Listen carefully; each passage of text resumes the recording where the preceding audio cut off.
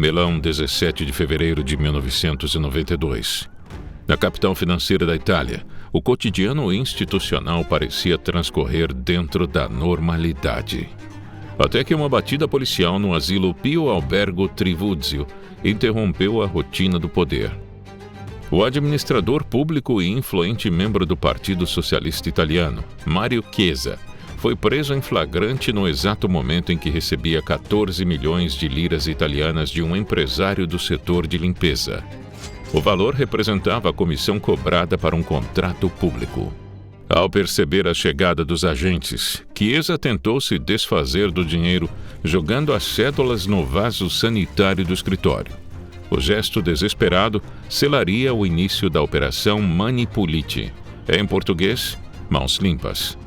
Naquele instante, as lideranças políticas em Roma trataram o episódio como um fato isolado, rotulando o administrador de um agente marginal dentro do sistema.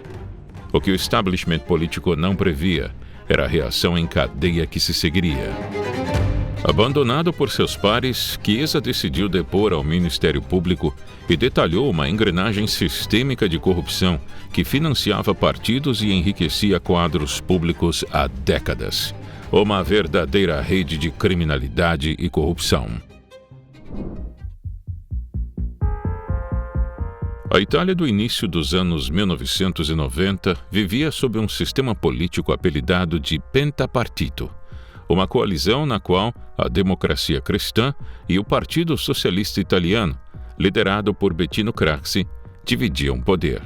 Nesse sistema, o Partido Socialista de Craxi, que havia sido primeiro-ministro entre 1983 e 1987, estava no centro de um esquema de propinas cobradas em troca de contratos públicos.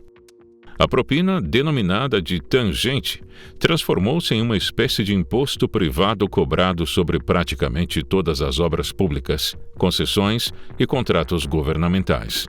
Os recursos alimentavam o caixa 2 dos partidos e mantinham um complexo loteamento de cargos públicos. Esse esquema ganhou um nome que se tornaria célebre: Tangentopoli, a cidade das propinas, expressão cunhada por uma cronista do jornal La Repubblica para descrever o que se passava em Milão. O país desenvolveu uma arquitetura institucional na qual o suborno não era um desvio pontual, mas uma regra, não escrita, de funcionamento estatal. O custo desse arranjo para a sociedade italiana refletia-se no endividamento público ascendente e na perda da competitividade econômica.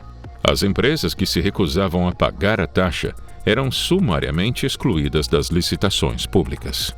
A corrupção institucionalizada deixara de ser uma suspeita velada para se converter na própria estrutura de funcionamento do Estado italiano.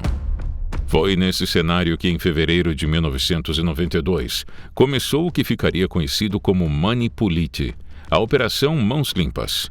No episódio que deu início à operação que ocorreu no Asilo Pio Albergo Trivulzio, em Milão, Mario Chiesa cometeu o erro de declarar que o dinheiro não era para ele, mas para o Partido Socialista Italiano, de Craxi. E foi esse detalhe que deflagrou o efeito cascata. Craxi, tentando se distanciar do escândalo, chegou a chamar Chiesa publicamente de bandido isolado, um estilhaço solto de um partido supostamente limpo. Irritado com o abandono dos antigos aliados, Chiesa passou a colaborar com a justiça e a fornecer informações que implicavam outros políticos, abrindo a porta para uma investigação de proporções muito maiores. À frente da equipe de promotores do Tribunal de Milão estava Antonio Di Pietro, que aplicou métodos inovadores de cruzamento de dados bancários e análise contábil para rastrear o caminho do dinheiro privado até as contas partidárias. Di Pietro havia iniciado a carreira como policial antes de se tornar magistrado. Ficou conhecido por sua habilidade em conduzir interrogatórios e por uma postura direta que o transformou no rosto público da operação. A estratégia do Ministério Público valeu-se do uso sistemático da prisão preventiva para evitar a destruição de provas. À medida que os interrogatórios avançavam, empresários e burocratas revelavam nomes de deputados, senadores e ex-primeiros ministros. A opinião pública, exausta dos sucessivos escândalos e da estagnação econômica, passou a apoiar massivamente a força-tarefa judiciária.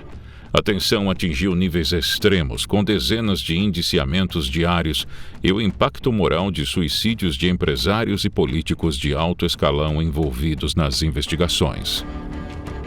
O judiciário italiano avançava sobre o centro do poder com uma velocidade nunca antes registrada no continente europeu. A dimensão alcançada pela Operação Mãos Limpas redefiniu o mapa político da Itália. Registros históricos do Ministério Público e levantamentos jornalísticos da época documentam a escala dos trabalhos. 2 anos depois do início da operação, já haviam sido expedidos 2.993 mandados de prisão e 6.059 pessoas estavam sob investigação. Entre elas, 872 empresários, 1.978 administradores locais e 438 parlamentares, cerca de metade dos membros do parlamento italiano. 4 haviam sido primeiro-ministros da Itália. Nomes de peso da política e da economia italianas foram atingidos, e o impacto político foi devastador. Em poucas semanas, 8 ministros deixaram seus cargos em meio à pressão da opinião pública e das acusações judiciais. Lideranças históricas do país, como o ex-primeiro-ministro Bettino Craxi e Arnaldo Forlani, viram suas trajetórias desmoronarem sob processos criminais. Em abril de 1993, ao deixar o Hotel Rafael em Roma, Craxi foi recebido por uma multidão que atirava moedas ao ar, um símbolo público da repulsa popular contra a classe política. Os 2 maiores partidos da história recente do país, a Democracia Cristã e o Partido Socialista Italiano, desintegraram-se em meio às acusações.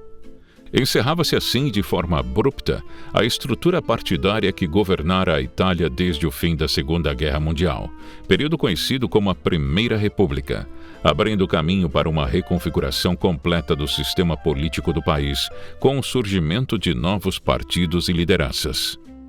A varredura promovida pela Operação Mãos Limpas extinguiu o centro do espectro político, mas criou um vácuo de liderança sem precedentes. Bettino Craxi exilou-se na Tunísia para evitar o cumprimento de penas de prisão, enquanto o eleitorado italiano buscava novas alternativas fora do ecossistema tradicional. Foi nesse cenário de desintegração partidária que o magnata das comunicações Silvio Berlusconi anunciou sua entrada na política em 1994 com o partido Forza Italia.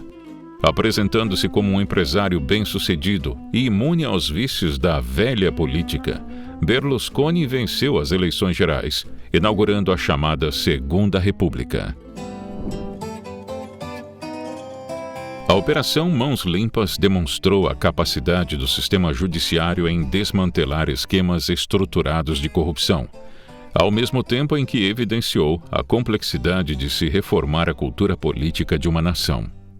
A própria força-tarefa de Mani Puliti não teve um desfecho triunfal.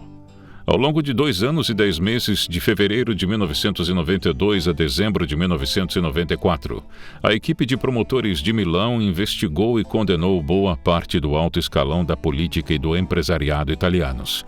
Mas, pressionada e encurralada, acabou sendo desmembrada. Nos anos seguintes, com a reconfiguração das forças no parlamento, o combate à corrupção teve reveses. Foram aprovadas alterações legislativas que encurtaram prazos de prescrição e alteraram regras do processo penal, impondo novos limites à atuação de juízes e promotores. Um episódio simboliza bem esse embate. Logo após chegar ao poder em 1994, o novo governo de Berlusconi tentou aprovar um decreto que retirava a pena de prisão para vários dos crimes típicos de Tangentopoli, como corrupção, fraude e financiamento ilegal de partidos, o chamado Decreto Salva-Ladrões. Mas a repercussão negativa foi tão forte que a medida teve de ser retirada. Antônio Di Pietro, símbolo da operação, deixou a magistratura em dezembro de 1994 e mais tarde migrou para a política, fundando o próprio partido. Mani Puliti não eliminou a corrupção do sistema italiano, mas se tornou um marco histórico e jurídico citado até hoje como referência para outras operações de combate à corrupção ao redor do mundo, inclusive para o Brasil, onde foi citada por integrantes da Força-Tarefa da Operação Lava Jato. Essa história reflete um problema comum ao nosso país: a crise da criminalidade que afeta todos os lados do espectro político. Para entender tudo sobre a criminalidade no Brasil, assista gratuitamente Entre Lobos 2026, a maior produção já feita sobre a segurança pública no país. Mais de 50 especialistas vão revelar pela primeira vez o retrato falado do crime em uma investigação definitiva. E assinando a Brasil Paralelo agora, além do documentário completo, você libera seu acesso ao arquivo True Crime BP, uma coleção de documentários e séries sobre grandes casos criminais do Brasil e do mundo, disponíveis apenas na plataforma da Brasil Paralelo. São horas de conteúdo exclusivo para quem quer entender o crime muito além do que as notícias mostram. Por apenas R$ 10,90 por mês, você garante acesso a todas as produções originais, séries e filmes feitos por nós. E ainda libera gratuitamente um combo de filmes e um curso exclusivo do nosso plano Premium. Mais do que acesso, sua assinatura é o apoio direto a uma mídia independente, que escolheu não depender de dinheiro público e nunca abrir mão da busca pela verdade. Só com o apoio de pessoas como você, poderemos continuar levando produções como Entre Lobos 2026 para milhões de brasileiros. Toque no link deste vídeo e torne-se membro da Brasil Paralelo hoje mesmo. Nós contamos com você. Muito obrigado e até breve.